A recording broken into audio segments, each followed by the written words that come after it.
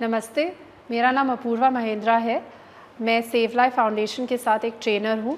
आज हम सीखेंगे कि एक सड़क दुर्घटना व्यक्ति या घायल व्यक्ति की आप कैसे मदद कर सकते हैं। आज हम 3 चीज़ें सीखेंगे। आज का 3 मंत्रा है, 3 point mantra. Check, call, care. Check में हम सीखेंगे कि पहले आप सीन की कैसे जांच करेंगे।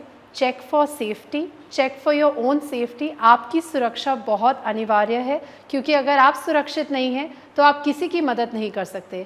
आज हम आपको हीरो नहीं बनाएंगे, आज हम आपको सिखाएंगे कि आप कैसे लाइफ सेवर बन सकते हैं। जब आप सीन चेक कर लेते हैं, आप कैसे करेंगे? आसपास देखिए अगर सीन सेफ़ है या नहीं, किसी प्रकार की तारें तो नहीं निकल रही। अगर तारें निकल रही हैं तो आप पता करिए उसका सोर्स बंद हो जाए, तभी आप मदद करेंगे। दूसरा, अगर गैस लीकेज हो रही है तो आप देखिए कि आप उस सीन में घुसना चाहते हैं या नहीं। अगर रात को जा रहे हैं तो आप देखिए आपके साथ कोई है या नहीं। तो अगर सीन सेफ़ है तो तभी आप देखेंगे कि व्यक्ति या विक्टिम जिसकी आप मदद करना चाहते हैं वो ठीक है या नहीं। आप चेक में करेंगे कि आप विक्टिम के पास या घायल व्यक्ति के पास जाएंगे और देखेंगे कि वो किस तरह का है, क्या उसको आपकी मदद की ज़रूरत है या नहीं। तो मेरे साथी दिखाएंगे कैसे आप एक घायल व्यक्ति को चेक करेंगे। आप पास में आएंगे, पूछेंगे उससे ज़ोर से, भाई साहब आप ठीक हो या नहीं। एक हाथ कंधे पे रखेंगे और दूसरे हाथ से ज़ोर से पूछेंगे, भाई साहब। आप ज़ोर से पूछें कि वो ठीक है या नहीं। गर्दन को ना हिलाएं, क्योंकि गर्दन यूजुअली रोड एक्सीडेंट्स में इंजर हो जाती है। अगर आपको जवाब नहीं मिलता है पुकारने के बाद, तो आप कॉल करेंगे किसी भी इमरजेंसी नंबर पे अपने शहर में। बेहतर है कि अपने आसपास के कोई भी लोगों को बोलिए कि जल्द से जल्द फ़ोन किया जाए। इसको करना बहुत इम्पॉर्टेंट है, क्योंकि याद रखिए आप जो कर रहे हैं वो बेसिक ट्रॉमा केयर है, वो बेसिक लाइफ सपोर्ट है। अंत में ये इंसान की एक्चुअल हेल्प एक डॉक्टर ही कर सकता है। विक्टिम को चेक करने के बाद अगर ये जवाब नहीं देता और आपने कॉल कर दिया है इमरजेंसी नंबर पे, तब आप इसकी नाड़ी चेक करेंगे, जो कि हम पल्स चेक करते हैं। पल्स हम यहाँ नहीं चेक करेंगे, हम पल्स इधर चेक करेंगे, दाढ़ के नीचे। इसे हम कैरोटीन पल्स बोलते हैं। 2 उंगली लीजिए इस तरह, ऐसे गर्दन के नीचे, दाढ़ के नीचे। इसको करीबन 8 से 10 सेकंड रखिए।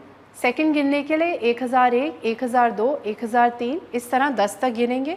अगर आपको नहीं मिल रही है इसकी पल्स, तब आप ये प्रक्रिया करेंगे जो हम आज आपको सिखाएंगे, जिसको हम CPR बोलते हैं।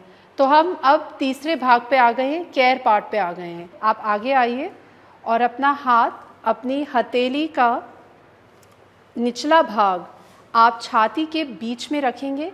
इस पॉइंट पे रखेंगे जो निपल्स के बीच में पॉइंट आता है और जो नाक के बीच में पॉइंट इंटरसेक्ट होता है, उस पे आप अपनी हथेली का निचला भाग रखेंगे। इस तरह लॉक करेंगे जैसा कि इन्होंने किया है। आगे आएंगे और सीधा रखेंगे अपना हाथ और अपना प्रेशर इधर से अप्लाई करेंगे। अब हम जो प्रक्रिया करेंगे, जो ये कर रहे हैं, ये चेस्ट कंप्रेशंस दे रहे हैं, ये दबाव दे रहे हैं छाती पे। इस तरह आप 30 बार दबाव देंगे और ये दबाव आप 18 से 20 सेकंड तक देंगे।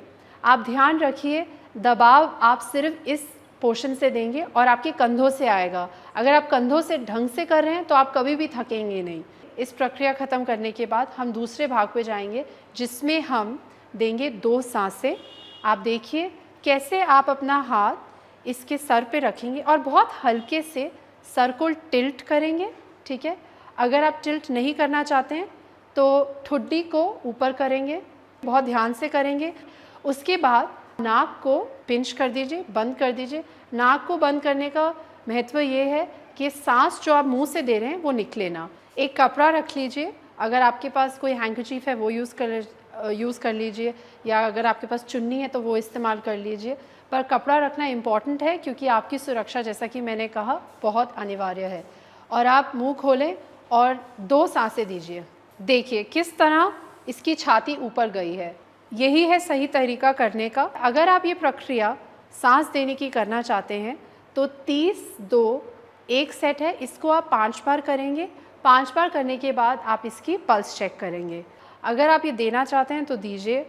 मेरा सजेशन होगा आप ज़रूर करिए, क्योंकि आप किसी की जान बचा रहे हैं। अगर आप नहीं जानते इंसान को, तब जो इन्होंने ये दबाव दिया था इस तरह, ये आप 100 बार करेंगे। उसके बाद आप फिर से पल्स चेक करेंगे, पल्स नहीं मिल रही है तो फिर से करेंगे 100 बार, और ये प्रक्रिया तब तक करेंगे जब तक अस्पताल ये इंसान ना पहुंच जाए। नमस्कार, मेरा नाम पीयूष तिवारी है और मैं सेव लाइफ फाउंडेशन का संस्थापक हूं। पिछले भाग में आपने सीखा कि चेक कॉल केयर का इस्तेमाल करके हम किसी घायल व्यक्ति की मदद कैसे कर सकते हैं। इस भाग में हम सीखेंगे कि जिस घायल व्यक्ति को बड़ा आघात हुआ है उसकी हम मदद कैसे कर सकते हैं। सबसे पहले जानने वाली बात यह है कि अगर आप किसी भी व्यक्ति को सड़क से या ज़मीन से उठा रहे हैं तो आपको उनकी गर्दन का ध्यान रखना बहुत ज़रूरी है। हमारी गर्दन के पीछे एक छोटा सा भाग होता है जिसको हम मेड्यूला बोलते हैं, या हम इसको आम भाषा में कंट्रोल रूम बोल सकते हैं, जो कि आपके दिमाग और आपकी रीढ़ की हड्डी के बीच में संतुलन बनाए रखता है। जब आपका दिमाग कुछ सोचता है तब वो इस कंट्रोल रूम को बताता है और फिर उस कंट्रोल रूम से रीढ़ की हड्डी के ज़रिए शरीर काम कर पाता है। और जब भी कोई बड़ा आघात होता है, कोई सड़क दुर्घटना होती है या कोई बिल्डिंग कोलैप्स होता है या आदमी गिर पड़ता है छत से, तब सबसे ज़्यादा चोट लगने का चांस जो होता है वो होता है इस कंट्रोल रूम में। तो जब भी आप किसी व्यक्ति को बचाने की कोशिश करेंगे, आप सबसे पहले देखेंगे कि आप अगर उसको उठा रहे हैं तो उसकी गर्दन जो है वो बिल्कुल स्थिर रहे और हिले ना। किसी भी व्यक्ति को घटनास्थल से हम झटके से नहीं उठाएंगे। सबसे पहले हमें ये ध्यान रखना है कि अगर हमें उसकी गर्दन को स्थिर रखना है तो उसके लिए हम एक साधारण न्यूज़पेपर का इस्तेमाल करके एक नेक कॉलर बना सकते हैं। नेक कॉलर बनाने के लिए आप न्यूज़पेपर लेंगे, उसको इस तरह से फोल्ड करेंगे और इस न्यूज़पेपर को हम इस व्यक्ति के गर्दन के नीचे आराम से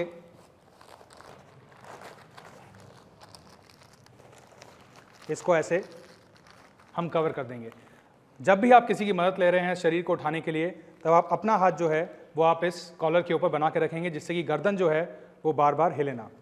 अगर आपके पास न्यूज़पेपर नहीं है जिससे कि आप नेक कॉलर बना सकें, तो कोई भी गत्ता, डायरी लेकर आप उसको इस प्रकार से गर्दन के पीछे रखें कि वो सर और पीठ के बीच में आके उस गर्दन को स्थिर रख सके।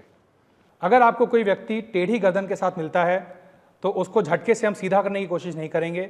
अगर वो जगा हुआ है तो हम उससे बोलेंगे कि वो खुद सीधी करने की कोशिश करे। अगर वो जगा नहीं हुआ है, बेहोश है, तो हम कोशिश करेंगे कि हम जिस अवस्था में वो है उसी अवस्था में हम उसको उठाएं और उसको हम इस तरीके से उठाएं कि उसकी हम गर्दन को सहारा दे सकें, जिससे कि वो बार बार गर्दन हिले ना। दूसरी बात ध्यान रखने वाली ये है कि अगर किसी भी व्यक्ति को बहुत अधिक रूप से खून बह रहा है या उनको बहुत एक्सट्रीम ब्लीडिंग हो रही है, तो उस ब्लीडिंग को रोकने के लिए घाव के ऊपर हमें दबाव बनाना बहुत ज़रूरी है। आप कोई भी कपड़ा ले सकते हैं या उस व्यक्ति की आप शर्ट ले सकते हैं या किसी से आप चुन्नी जैसी चीज़ मांग सकते हैं, और जहाँ पे भी ब्लीडिंग हो रही हो वहाँ पे आप उस कपड़े को रख के एक दबाव बना के रख सकते हैं, और ये दबाव तब तक बनाए रखना है जब तक हम अस्पताल ना पहुँच जाएँ। अगर आप किसी ऐसे घायल व्यक्ति को देखते हैं जिसके शरीर के अंदर कोई बाहरी वस्तु घुस गई है, जैसे सरिया या चाकू या कुछ और, तो उसमें ध्यान रखने वाली बात यह है कि उस ऑब्जेक्ट को आप शरीर के अंदर ही रहने दें, उसको निकालने की कोशिश ना करें और उसको उसी अवस्था में आप अस्पताल ले जाएं। जब भी शरीर के अंदर कोई चीज़ जाती है तो शरीर उसको बंद कर लेता है, लेकिन जैसे ही आप उस चीज़ को निकालते हैं शरीर खुल जाता है और उसमें ब्लीडिंग हो सकती है, इन्फेक्शन हो सकता है और उनके जो अंदरूनी भाग हैं उनको भी बहुत क्षति पहुंच सकती है। अगर आपको लग रहा है कि वो सरिया बहुत बड़ा है और आप उस व्यक्ति को उस तरीके से नहीं ले जा सकते हैं, तो आप फायर ब्रिगेड को फ़ोन करके या रेलवेज़ को या मेट्रो स्टेशन को या कोई भी आसपास जहाँ पर भी आपको गैस कटर मिल सके, आप उनको इन्फॉर्म करके गैस कटर बुला के उस ऑब्जेक्ट को आप छोटा करा सकते हैं और उनको उसी अवस्था में अस्पताल ले जा सकते हैं। अगर आप ऐसे घायल व्यक्ति को देखते हैं जिसके शरीर में से कोई अंग अलग हो गया है, तो घबराएं ना। आपको ये मालूम होना ज़रूरी है कि अब सर्जरी इतनी एडवांस हो गई है कि अगर आप उस कटे हुए अंग को उस व्यक्ति के साथ अस्पताल पहुंचा सकें 6 घंटे के अंदर, तो डॉक्टर उसको बचा सकते हैं और उस भाग को वो दोबारा शायद उसको जोड़ सकते हैं।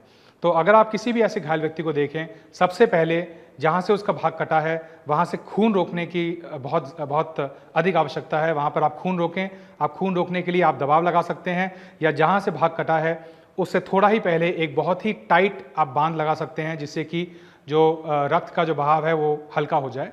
और उसके बाद जो कटा हुआ अंग है उसको आप छोड़े ना, उसको एक साफ कपड़े में बांध के उस व्यक्ति के साथ आप उसको अस्पताल पहुंचा दें।